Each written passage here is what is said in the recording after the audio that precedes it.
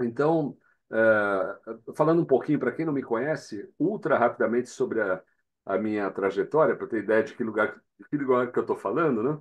Eu sou psicólogo, estudei na graduação na PUC São Paulo, fiz uma especialização na obra de Reich, né? E uma outra especialização no Sede Sapiente sobre psicanálise mesmo, né?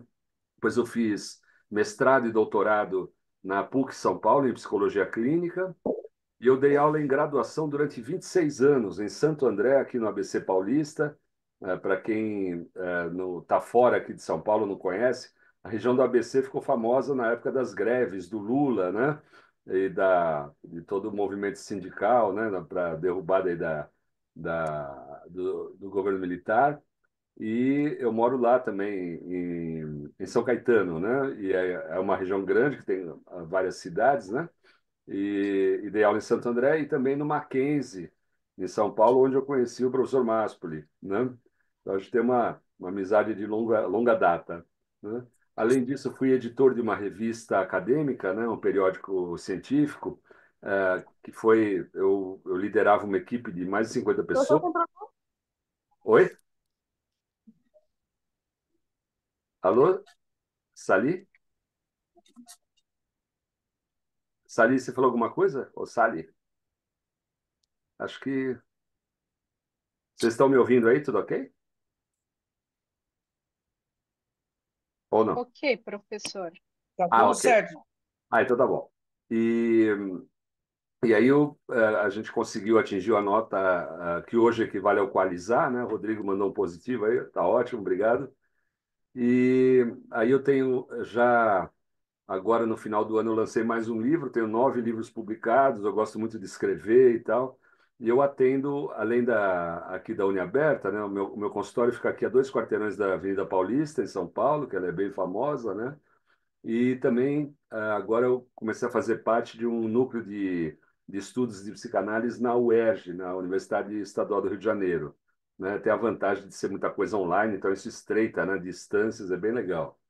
E, bom, é isso. Eu atendo aqui adolescentes, alguns poucos, não muitos, mas muito mais focado em adultos, né? Atendendo de adultos. Então, estou formado, esse ano agora fazendo 41 anos de formado. Então, essa é a minha trajetória.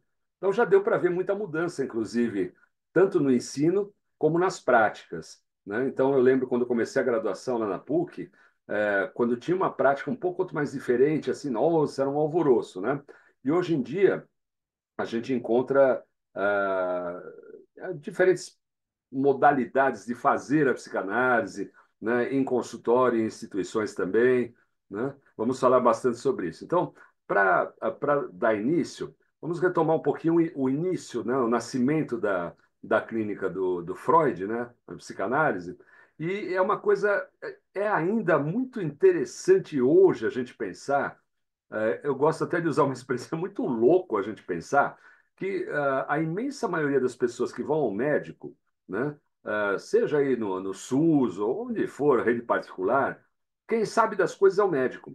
Então, imagina que você acompanhe uma pessoa de idade, sua avó, seu avô, e ele começa a contar: bom, é que me dá uma dor na perna, então de manhã eu sempre gostei de caminhar, então eu andava ali num pedaço que tem a banca de jornal, já fecharam, não tem mais a banca de jornal. Aí o médico dá uma cortada e pergunta: mas como que é essa dor? E a que horas que vem? Né? Quanto tempo dura? O que que o senhor faz quando... Enfim, ele vai cortando, né? Por quê? E não é porque ele é malvado, é que a medicina parte do pressuposto de que o médico sabe das coisas, o saber está nele, né? Então, é o médico que vai fazer as perguntas certas e ele quer as respostas sobre o que ele perguntou. Ele não está interessado se a pessoa andou para lá ou para cá, enfim, entendeu? Para que time torce, se assiste novela, se não assiste, nada disso, que está achando do BBB, nada disso. Então, ele tem as perguntas. E essa é a ideia, que está até hoje na medicina. Quer dizer, a medicina ela tem essa ideia dela ter o conhecimento, né? Aí chega o Freud, né? E ele começa a atender, sobretudo, pessoas histéricas, né?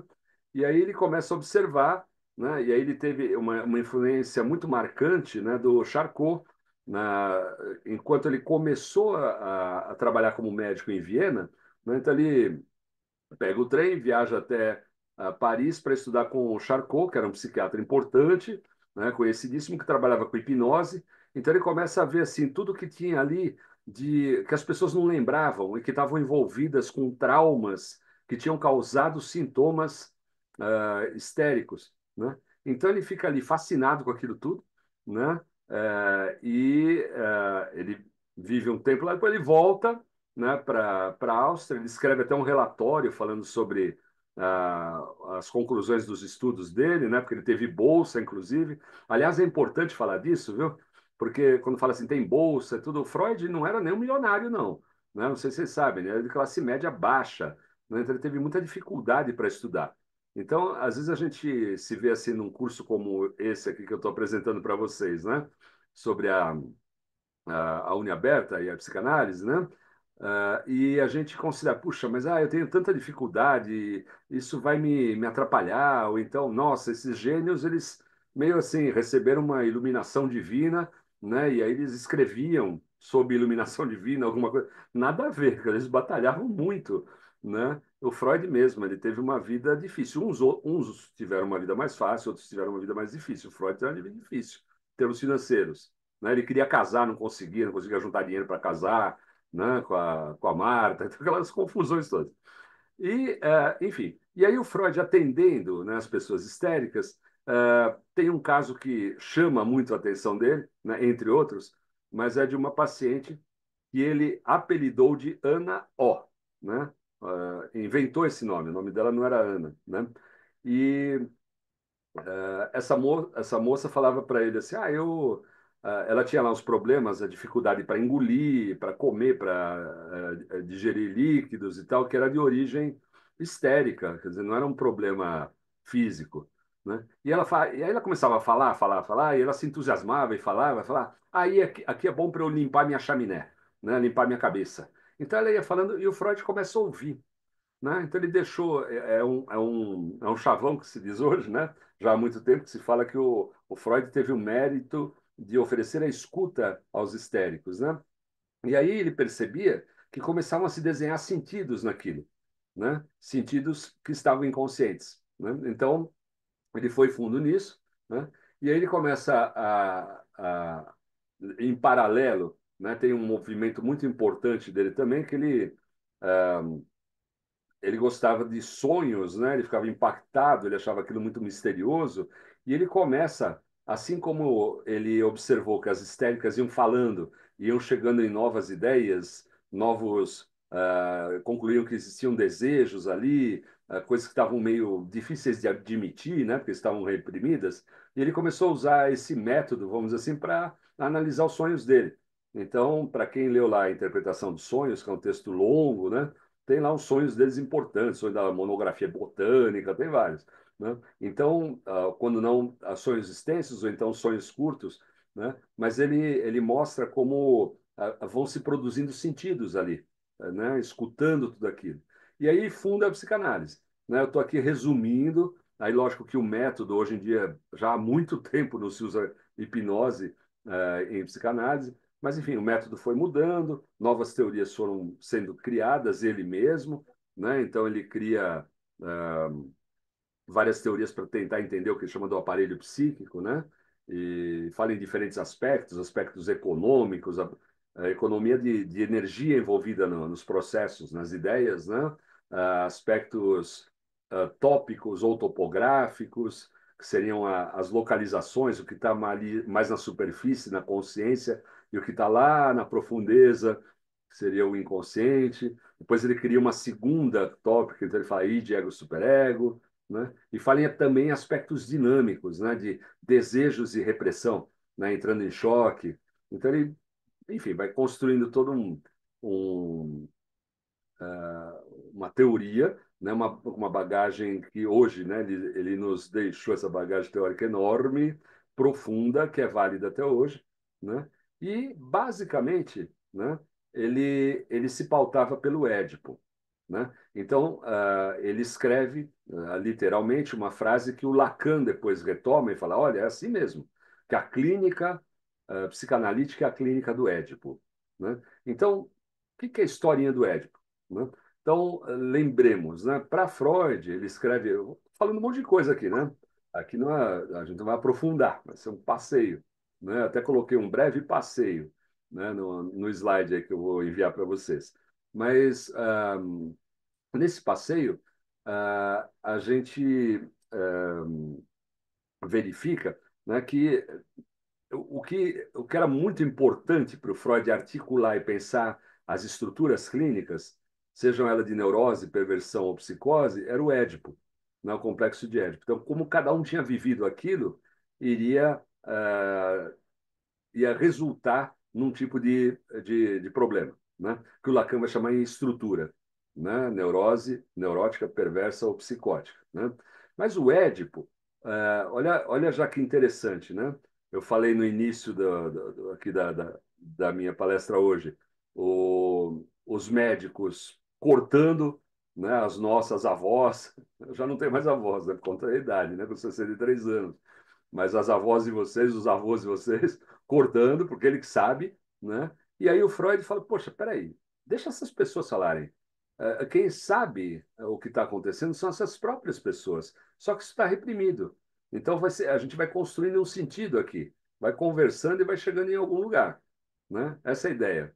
Então o Freud se coloca nessa posição de que ele está ouvindo, escutando aquilo que a pessoa tem a dizer e a partir daí vai se desenhando um sentido, né? E é o que estava ali inconsciente, né? Então aí vai emergindo um sentido para aquilo e aí ocorre a cura. Basicamente essa é uma ideia, a ideia principal aí do período inicial da obra do Freud é essa, né? E olha que interessante, né? E, e também o Freud é curioso, a gente vai percebendo como ele se apoiou muito nas artes. Então, Freud escreve sobre pintura, né, do Leonardo da Vinci, sobre escultura do Michelangelo, sobre a questão do parricídio, do matar o pai na obra de Dostoiévski. Ele vive falando de arte, né? Então, olha que interessante. Quer dizer, para a gente que estuda psicanálise, nada contra a medicina, a neurociências. Pelo contrário, é complementar, né? O próprio Freud falava isso. Então, lembremos que lá no início da obra de 1906, 1905, nos três ensaios sobre a teoria da sexualidade, ele estava falando sobre sexualidade e ele escreve assim, olha, existem substâncias no corpo, substâncias químicas que a gente precisa conhecer melhor. Naquela época não se sabia quase nada de hormônios. Aí depois sim, hoje em dia sim. Né? Então você sabe, por exemplo, na TPM, quando há variação hormonal, não sei o quê, que pode ter casos onde a mulher fica, enfim, apresenta todo um quadro, né? Um transtorno e tal, como diz o DSM lá da Manual de Psiquiatria da Associação de Psiquiatria Norte-Americana. Enfim, Freud não tinha nada contra isso. Freud era médico, né? Freud era médico, ele estudou, antes de estudar, de estudar psiquiatria, ele estudou fisiologia, né? Então, enfim, agora, por outro lado, né, ele vai percebendo, quando a gente está falando, né, a psicanálise, olha só, ela se aproxima muito, né, de uma certa busca de sentido que a arte tem de monte, né? Então, aqui atrás mesmo tem é lógico que é impresso, né? É impresso em tela, né? E aí dá um efeito mais legal do que o papel, né? Mas é uma obra que trata aí da, da verdade e da justiça. Então, está aí representadas essas duas figuras femininas, né? Enfim, a gente vai viajando em cima da obra, do quadro, ou de uma música, né? Então, a psicanálise, ela dialoga muito com as artes e com essa questão de busca de sentido. Quer dizer, o que que vem, o que que vai surgindo a partir dali, né? Quando a gente está ali frente a uma pintura, ou escutando uma música, ou lendo um poema, né? E aí a referência do Freud, a referência mais importante da obra dele foi o Complexo de Édipo, que é suas origens, né? Uma obra de arte da tragédia grega, de Sófocles, quer dizer, bem antes de Cristo, né? Então, aí é um pouco demorado para contar tudo, né? Mas é assim, existia um sujeito chamado Édipo que ele tenta fugir de umas mensagens que ele ouve por meio das pitonisas, né? Nos oráculos. E, poxa, seu destino é esse. Então ele tenta fugir disso E quanto mais ele tenta, mais ele vai se, se atolando no próprio destino, né?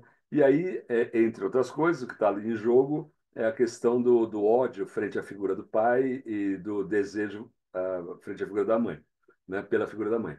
E aí o Freud fala, puxa, esse é o drama que nós vivemos, né? Agora, quando a gente fala em Édipo, a gente está falando de acordo com Freud, é um fenômeno que vai, com o qual a criança vai se defrontar e vai vivê-lo depois de ter sido bebezinho, bebezinha, né? Depois na fase oral, depois de ter passado pela fase anal, 2, 4 anos de idade, em torno dos 5 anos, mais ou menos, né? Claro que o Freud nunca fez uma pesquisa também, tentou fazer pesquisa do tipo, vamos pensar em escalas ou testes para determinar a faixa etária, porque não é bem por aí, né? Até hoje mesmo entre psicanalistas não tem muito essa, nunca vi nada por aí nessa linha, né? Por quê? Porque a questão é outra, a questão é que cada um de nós, como sujeito, teve uma vida diferente, né? Com episódios diferentes, né? Com coisas que marcaram, né? Aqui eu estou no meu consultório, é um sobrado. Então, começou a aparecer goteira. E já não é a primeira vez que acontece. Eu tenho as calhas, né, que ficam ali no sobrado, cai folhas, né, e entope, né? Então precisa limpar essa calha, né?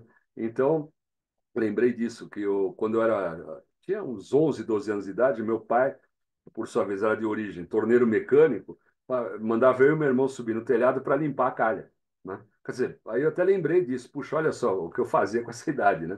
Um tanto perigoso hoje. Hoje eu não mandaria um filho meu com essa idade para subir no telhado. Embora meu pai fosse muito cuidadoso, muito apoiou eu e meu irmão o tempo todo nos estudos e tudo. Mas, enfim, isso faz parte da minha vida, né, dessa história. Então, algum de vocês pode ter, sei lá, tem goteira em casa, alguma coisa, espero que não tenha, porque é chato, mas se tiver, né, cada um vai ter lembranças diferentes sobre goteira, né? Quer dizer, é a nossa marca, é disso que a psicanálise se ocupa, né, de cada sujeito na sua singularidade, né? Então, o Freud ele vai entender que o Édipo vai ocorrer, vamos dizer, esse primeiro núcleo de formação do Édipo, lá em torno dos 5 anos de idade, né? Mais ou menos, um pouco mais, pouco menos, né? E a partir dali, a gente vai pensar as estruturas, sobretudo a neurose, que é sobre o que o Freud mais escreveu. Neurose histérica, neurose fóbica e neurose obsessiva. Ok, tá? Acontece que o Freud, passados alguns anos, né? Então ele tem um texto, isso aí ele começa a falar em Édipo em 1900, na interpretação dos sonhos, né? Mas passados 14 anos, 1914, ele escreve o texto Introdução ao Narcisismo. E aí ele está falando de um período bem inicial da relação mãe-bebê, né? Da tal da fase oral e tal. Pronto, ele escreve isso, ele escreve sobre psicose. Acontece que, né, a psicanálise, o Freud entendia como uma ciência. E hoje em dia se entende assim também. Então, você pode fazer uma pesquisa científica de mestrado ou doutorado, ou pós-doc, pós-doutorado, depois, pode ser professor titular de uma universidade e tal coisa, nesse caminho científico, né? E, e aí, ah, as coisas vão caminhando em cima do desconhecido. Como que a ciência avança? Em cima disso. Então, hoje em dia, a gente tem um monte de casos de dengue. Pô, e as vacinas contra a dengue? Então o Instituto Butantan aqui de São Paulo criou e a Anvisa está para aprovar ou não. Né? Assim, tá examinando para aprovar. E está tendo um monte de casos. Então, por que criaram a vacina? Porque antes não sabia como resolver. Né? Então, dá um chazinho, não funciona. Dá um AS, né? Não funciona. Então, vamos resolver isso aqui. Né? Precisa ter uma vacina para combater e talvez medicamentos mais eficazes para quem já contraiu, né? O vírus. Enfim, a ciência avança em cima do que não se sabe. E a psicanálise é a mesma coisa, quer dizer, não é porque o Freud escreveu uma obra muito vasta e profunda, muito grande, muito volumosa, né, que ele tenha dado conta de tudo. Então, novas gerações vieram e foram pesquisando em cima, né, e inventando coisas e criando e pensando em novos problemas. Então, a gente tem, vamos pensar, uma geração, embora seja lá a escola francesa do Lacan, por exemplo, e a escola inglesa, da Melanie Klein, do Bion e do Winnicott, né? Embora sejam escolas diferentes, então Lacan muito apoiado na questão da linguagem e esses outros autores, Klein, Bion e Winnicott, muito pensando na relação mãe-bebê, né? Às vezes com estudos observacionais também. Então eles começaram a estudar muito o período anterior do narcisismo, nesse período aí do início.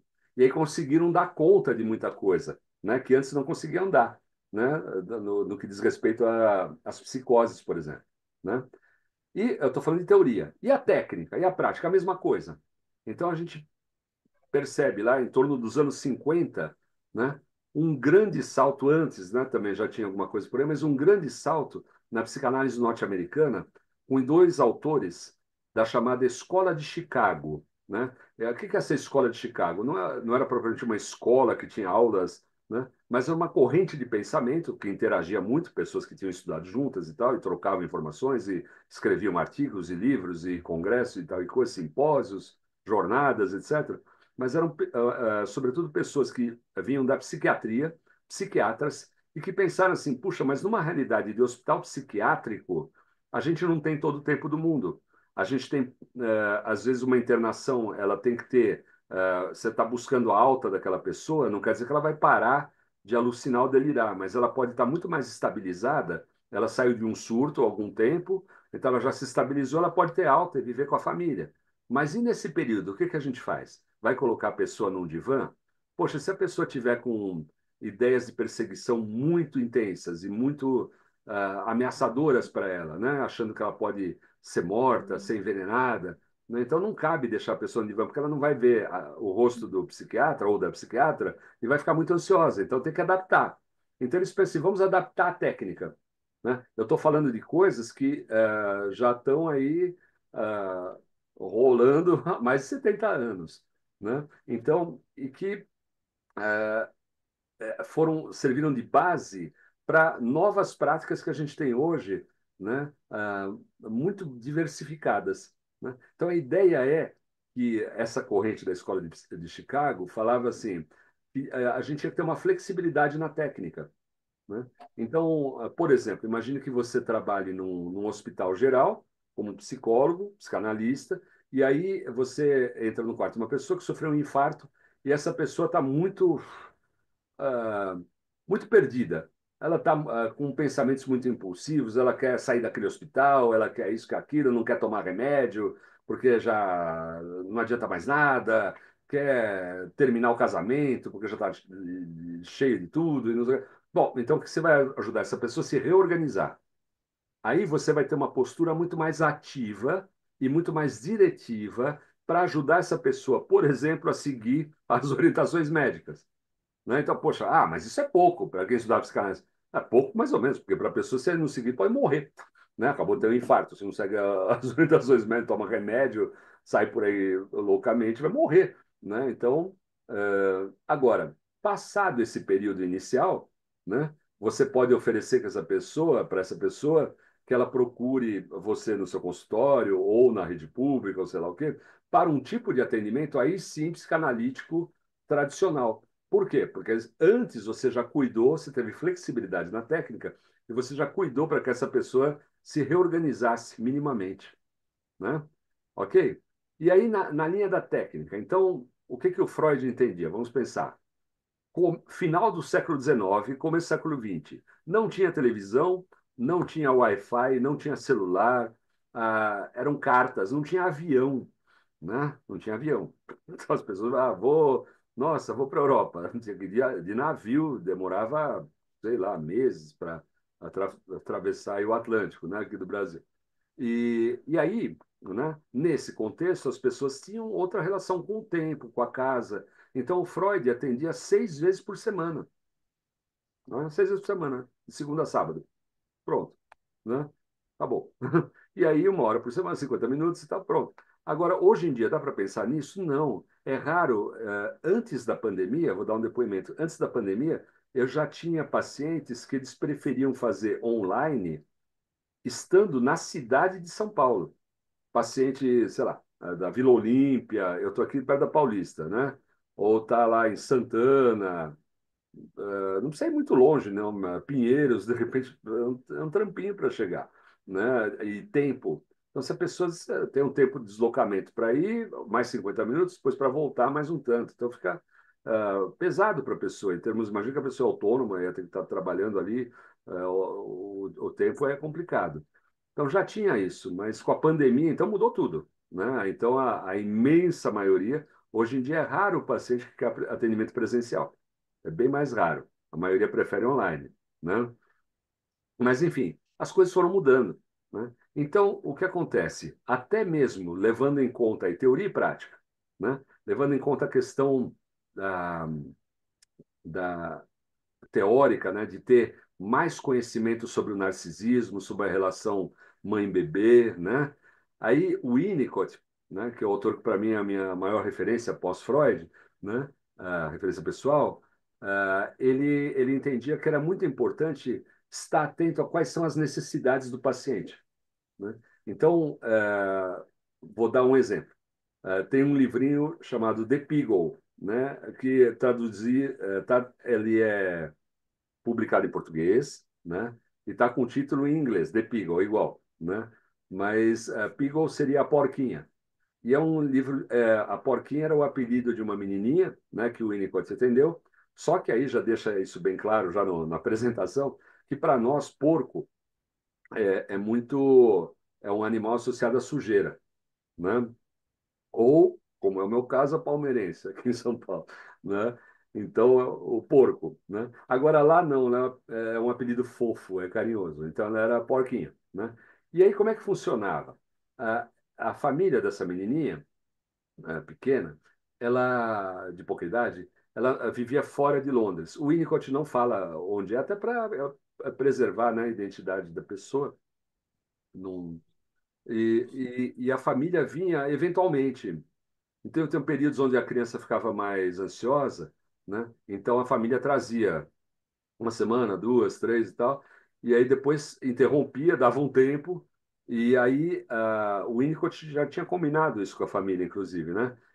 A menina, por exemplo, falava, eu quero que você escreva, pedia para o pai e para a mãe, escrever uma carta para o doutor Winnicott, né? E eram bilhetinhos, na verdade, né? Às vezes a menina fazia um desenho, manda para o doutor Winnicott, punha no correio e vinha. E às vezes ela queria conversar com o doutor Winnicott, então ela vinha pessoalmente e tal. Então esse processo durou alguns anos, né? A menina vinha meio que aleatoriamente. Então o Winnicott fala, bom, tem a análise tradicional e a análise sob demanda, né? Quer dizer, conforme as situações, se você tem poucas condições de atender por 1.002 motivos, talvez possa ser muito interessante você continuar atendendo nesse formato, né? A Melanie Klein também, durante um período da Segunda Guerra Mundial, né? Imagina, ela vivendo em Londres, e Londres só foi muito bombardeada. Então, ela conseguiu lá um lugar para atender. Lá tem um caso que é a Narrativa da Análise de uma Criança, um livro enorme. Ela aproveitou a guerra para escrever em detalhes como era o atendimento dela. Então, ela escrevia sessão por sessão em detalhes. Olha só a pegada da mulher e o comprometimento e é assim, bom, vamos aproveitar, né? Estamos aqui, não tinha muito paciente, óbvio, né? Quem que vai fazer análise? Pensa agora na Ucrânia. Deve estar tendo até alguma uma análise ou outra lá acontecendo, mas é difícil, né? De repente você invade, a Rússia invade a cidade que você mora, você pode ser preso, morto, enfim. Aí, e o Winnicott pensou nessa análise sob demanda. E aí ele pensou também numa outra possibilidade, que é a consulta terapêutica. Então ele fala assim, que conforme o caso, o paciente às vezes ele chega em uma sessão e ele fala, ele desabafa e tal, e aquilo para ele ele entende, tem um insight, uma compreensão, e ele, poxa, agora estou. Valeu, ótimo, obrigado. E para a necessidade que ele tinha naquela até então, foi bom e pronto. Esse mesmo paciente pode voltar depois espontaneamente, tempos depois, anos depois, ou não, né? Então, o Winnicott fala que, conforme o caso, pode ser muito produtivo uma sessão, né, de uma consulta terapêutica, ou duas, três e acabou, né? Às vezes a coisa se resolve por ali, né?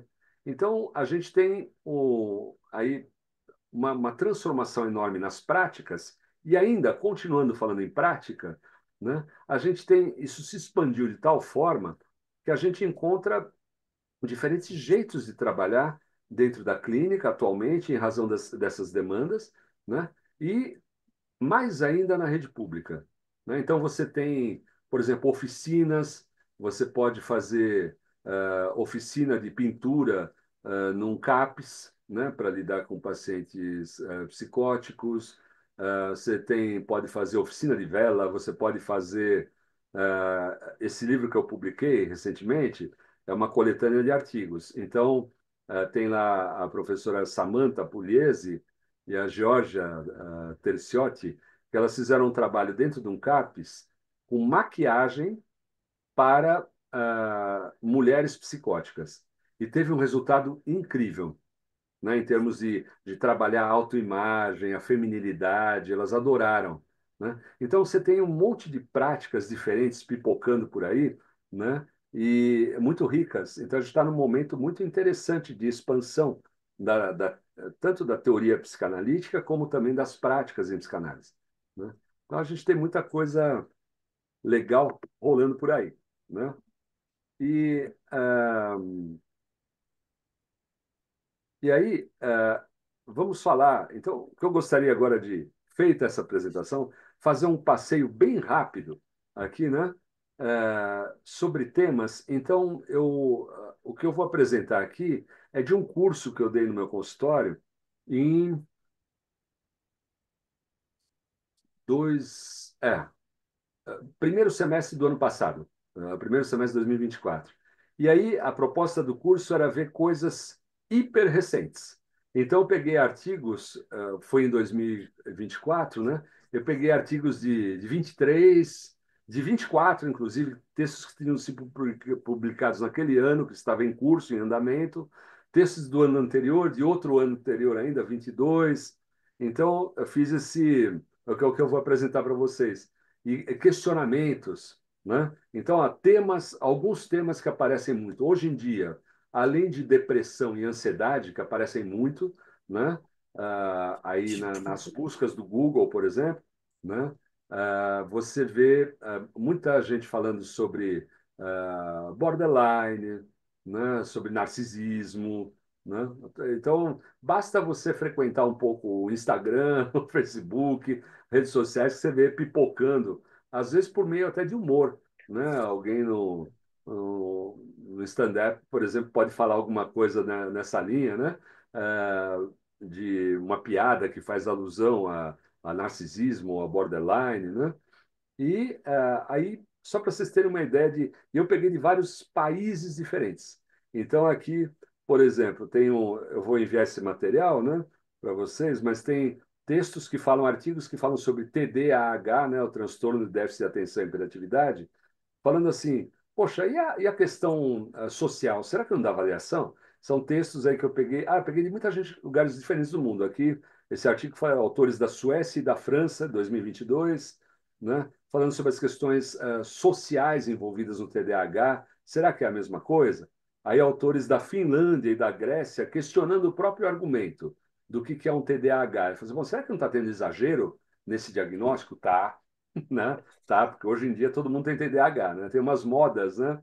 Assim, que aparece que as pessoas acham que tem autismo, que tem isso, que tem aquilo, e quando o diagnóstico é bem feito, não é bem assim, né? Mas, enfim, olha, para vocês terem uma ideia de coisas novas. Aí um texto que eu peguei de um filiado à IPA, Associação Psicanalítica Internacional, de um psicanalista chinês, né? Chinês, e ele trabalha em Beijing, e ele fala assim, puxa, como é que é fazer psicanálise na China? E ele fala, é a questão cultural. Na China, você tem uma tradição muito verticalizada, né? Então, quanto mais idoso ele mais sabe e mais tem poder do que um jovem, né? Por exemplo, e as coisas são para ser aceitadas, serem aceitas. Então ele fala, poxa, ele conta um caso clínico, fala, esse paciente aqui, talvez no Ocidente pudesse se falar assim, poxa, mas por que você não rompe com essa questão que você considera autoritária? Ao passo que na China você poderia pensar assim, poxa, por que você está com tanta dificuldade de aceitar essa autoridade?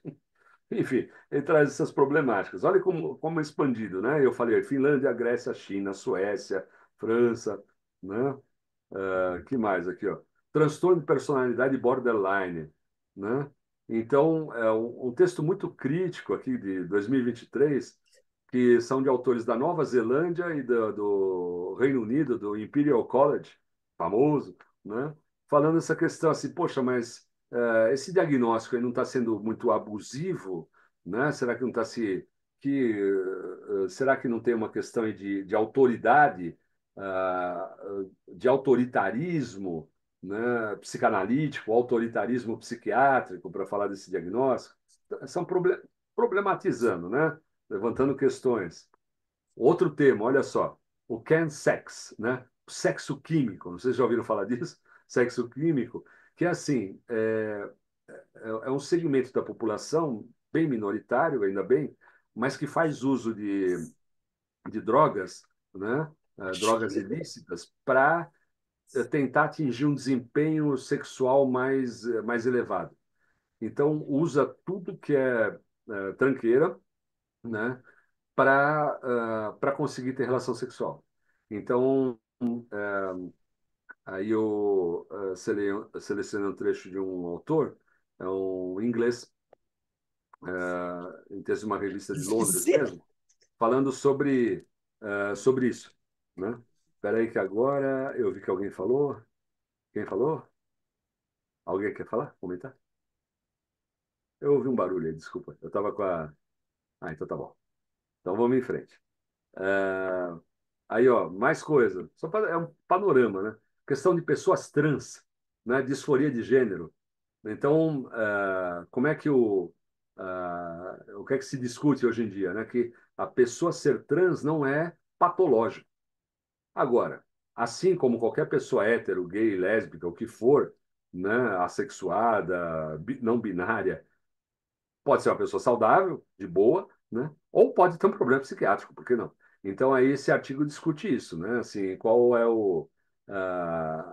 chama a atenção para essa questão, né? Porque no passado, né, pessoas trans eram consideradas, décadas e décadas atrás, muito mais próximos de psicóticos, né? Que estavam negando a realidade do próprio corpo, né? Então, é um tema interessante.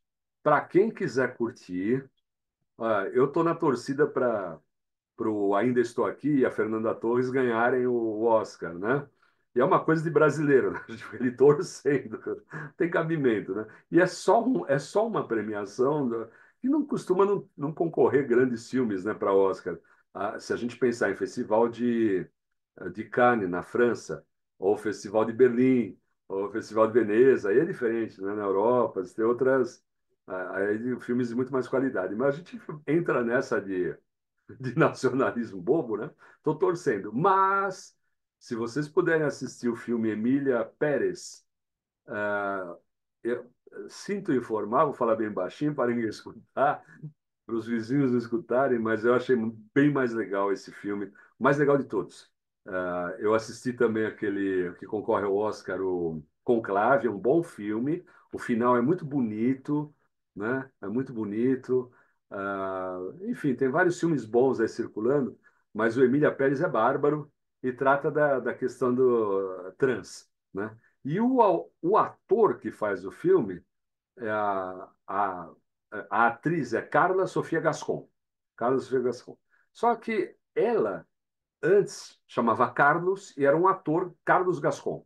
Ele nasceu na Espanha e depois de um tempo ele foi trabalhar no México e fez várias novelas no México como homem, como galã, e depois fez a transição e aí está fazendo agora papéis, né, femininos. Esse filme é muito bonito, é um filme muito alegórico, ele lembra um pouco, assim, de certa forma, Carnaval Brasileiro, onde tem as alas, os períodos, é um filme musical, sabe? Mas é um filme muito legal, muito profundo, muito bonito, é muito bonito, e muito com a nossa cara, né? Embora o diretor seja francês, essa atriz, a Carla Gascon, espanhola, tem duas outras norte-americanas, a Selena Gomez, né?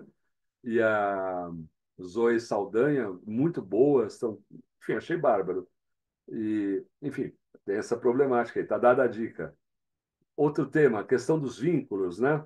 Então, eu encontrei um artigo de 2022 que falava assim, poxa vida, como que foi a pandemia, né? Então eles pegaram um monte de depoimentos, de vídeos e trabalham e discutem um pouco essa questão da pandemia que está ainda muito marcada até hoje. E é curioso porque você tem livros que tratam do assunto.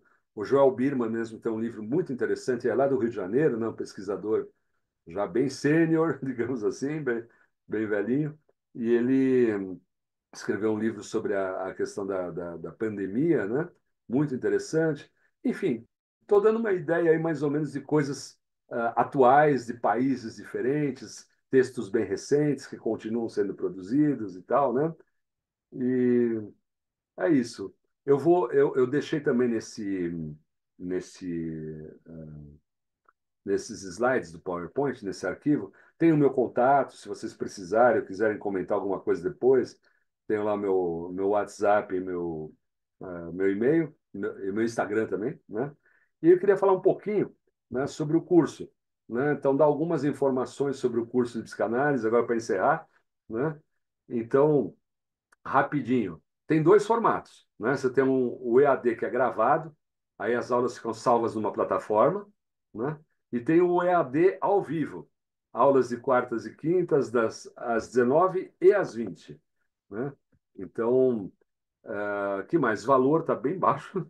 Então, R$ 240, 24 parcelas de R$ 240 por mês, né? 2 anos aí está bem baixo mesmo, é bem acessível. Isso é muito do pensamento do professor Maspoli, né? Dura 2 anos, né? 24 meses. Tem estágio, né? Que a Uniaberta oferece o estágio, né? Pela clínica. Então, vocês atendem, né? Com a supervisão de professores, né? Isso acelera demais o aprendizado, né? E que mais? Aí tem toda a grade curricular, o corpo docente, outras informações e o contato da Kedman, que eu não conheço pessoalmente, tem lá o WhatsApp para vocês quiserem fazer inscrições ou perguntar mais coisas pelo WhatsApp, tá tudo aqui nesses slides, é o último slide, né? E eu queria dar um depoimento também, só para encerrar. Eu comecei na Uniaberta semestre passado e eu achei muito legal. Eu até comentei com alguns daqui foram meus alunos, né, que estão aqui presentes, online, né? E o que eu achei muito bacana de ver é que as perguntas que surgiam ao longo das aulas eram muito boas e que revelavam o quê? Que com os outros colegas que trabalham, né, também com os outros professores, teve uma boa metabolização, uma boa digestão de tudo isso, né? Então, dá para ver que o curso está rolando legal, né? Os professores são muito qualificados, né? Até falar, é meio chato falar isso de mim mesmo, né? Uma falta de humildade, né? Mas os demais são muito qualificados. E, enfim, vocês estão todos convidados aí, né? Eu imagino que talvez provavelmente essa palestra vai ficar gravada também para ser divulgada, mas aí todos convidadíssimos. E é isso que eu tinha para apresentar, né? Aí eu queria saber se vocês têm algum comentário a fazer, alguma questão. Enfim, estou aberto aí para a gente conversar um pouco aí, se vocês quiserem, né?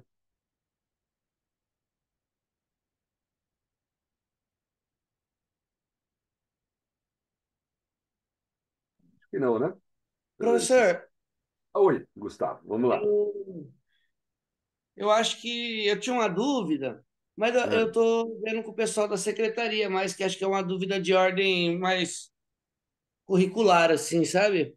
Ah, Que e daí eu não é. entendo muito, viu, Gustavo? Desculpa, mas Não, não, porque eu queria Aham. saber se abrir outras turmas, sabe? Ah, tá. Aí tem que ver com Porque. eles mesmo. É, Tem que ver com eles.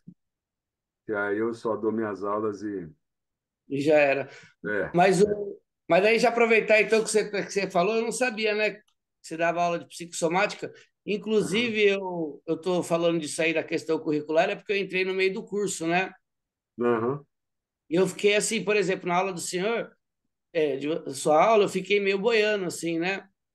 Em Tá. alguns assuntos, mas eu já tinha o contato, eu não fiquei tão boiando que eu tinha o contato com Hum, o Reich, né? E aí eu tá. voltei a reler Reich com Uhum, um olhar, com a base que eu tive aqui no curso da primeira e segunda tópica.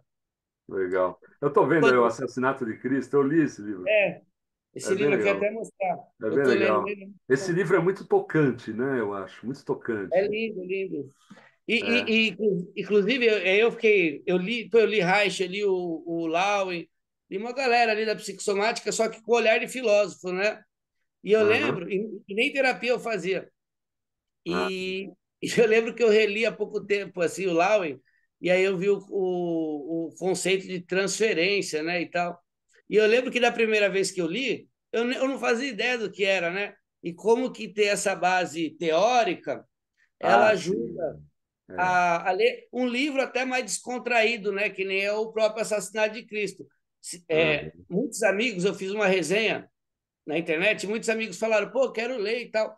Mas eu fiquei pensando, é interessante que você leia esse livro, mas você sabe o que que é um caráter genital para o Reich, o que que é um Aham. caráter neurótico. Então, acho que essa Legal. base teórica aí, ela é muito interessante, assim, das aulas, É. né? Que não é Aham. só chegar lá e ler, por exemplo, ler o Freud. Como aventureiro, já tinha lido Freud, mas Aham. com a base das aulas, professor, dos Sei. professores que são muito bons, é muito legal isso. É legal. Ah, só duas coisas, cara, que você falou, tava meio boiando, que você pegou um pouco andando no bonde, né? Você não pegou a primeira aula ainda, né? Pegou, entrou um pouco depois. E outra também um pouco de modéstia da tua parte, porque eu acho que você acompanhou bem, né? Tuas questões sempre foram boas.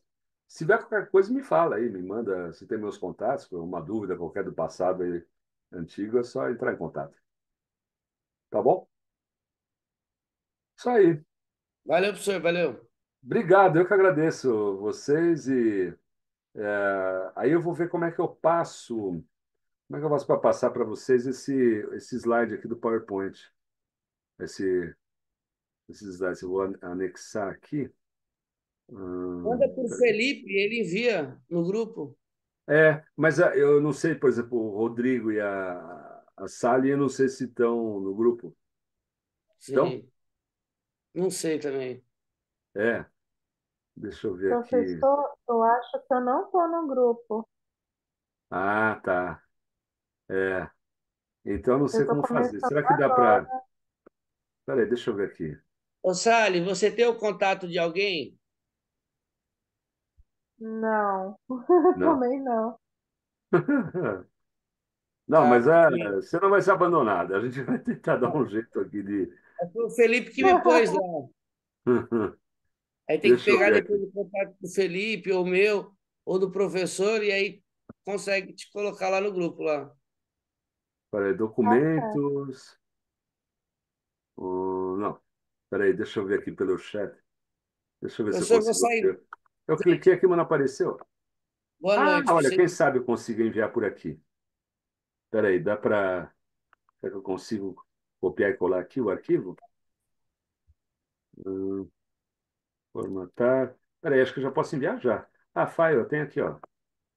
Cadê? Hum, não. Tá, meu computador. Ah, vou enviar por aqui, ó. Vocês viram o chat, o bate-papo aí, do lado? Vou anexar agora. Ó. Pronto. Nome aberta. Cadê aqui? Olha só, eu só estou achando aqui no meu computador. Palestra, pronto. Ah, legal, aí, já foi. Quer ver? Vê se apareceu para vocês. Apareceu? No chat ali? Sim? Estou procurando. Na minha, Apa- eu abri um chat lá, o bate-papo. Está aparecendo lá, palestra, três pontinhos, da Uniaberta. Apareceu. Ah, então tá. Pronto, é só você salvar aí, pronto. Aí tem Deu todos os certo. contatos. Obrigada, professor, Eu que pela agradeço. aula, pelo slide. Muito obrigada. Eu que agradeço. Isso aí. Obrigado. Fiquem com Deus. Tchau, tchau. Com Deus. Tchau, Tchau, tchau. tchau. Tchau.